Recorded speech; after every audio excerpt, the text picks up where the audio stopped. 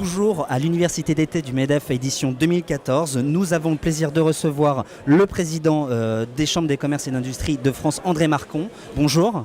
Bonjour. Alors, Manuel Valls vient de parler à cette conférence d'ouverture de ces universités d'été. Qu'est-ce que vous en pensez déjà? Tout simple. Eh bien, c'est d'abord un bon coup de fraîcheur dans cette atmosphère un peu moite aujourd'hui, mais c'est surtout un discours de vérité et un discours d'amour des entreprises que nous attendons, nous les entrepreneurs, depuis si longtemps. C'est un discours d'amour des entreprises, mais qui n'est pas seulement une déclaration d'amour, mais qui semble esquisser une méthode, et une méthode qui nous semble tout à fait souhaitable pour rétablir le dialogue entre les politiques qui nous gouvernent et les chefs d'entreprise. J'y vois notamment lorsque le Premier ministre dit « il faut travailler ensemble ». C'est ce que j'ai entendu dire ce matin par Emmanuel Macron à sa prise de contact. C'est nouveau chez les politiques de penser qu'ils ne savent pas tout, mais qu'ils doivent le faire avec les autres. C'est ce qui nous concerne, nous aussi, dans les chambres de commerce et d'industrie. Donc vous êtes plutôt favorable au changement ministériel, au nouveau gouvernement qui vient d'arriver, qui vient d'être nommé. C'est une agréable surprise pour nous de voir que ce gouvernement a eu le courage de tourner le dos à la faillite du pays pour essayer d'esquisser la reconstruction de notre pays à partir de la baisse des prélèvements obligatoires. Alors, tout n'est pas rose non plus. Pierre-Antoine Gailly, président de la CCI Île-de-France-Paris, a parlé dans son discours d'ouverture de la volonté de l'État de réduire les dotations des chambres des commerces et d'industrie de France. Quelles sont les conséquences concrètes pour les entrepreneurs?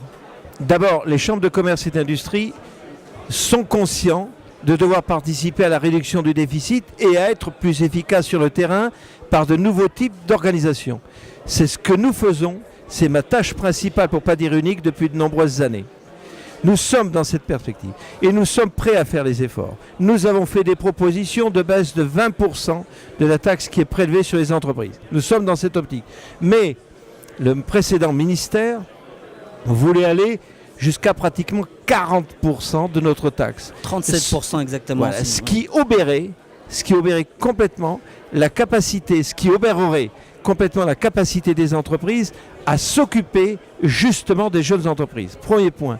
Deuxième point, à prendre sur les fonds de réserve, sur les roulements des CCI, 500 millions qui iraient au détriment de ce que nous investissons, notamment dans les appareils de formation, mais aussi dans les pépinières d'entreprise, dans les incubateurs, tout ce qui intéresse l'entreprise en construction. Et ça, ce sont des fonds détournés pour le remboursement de la dette. Pour le remboursement de la dette de l'État, c'est le tonneau sans fond de la dette de l'État.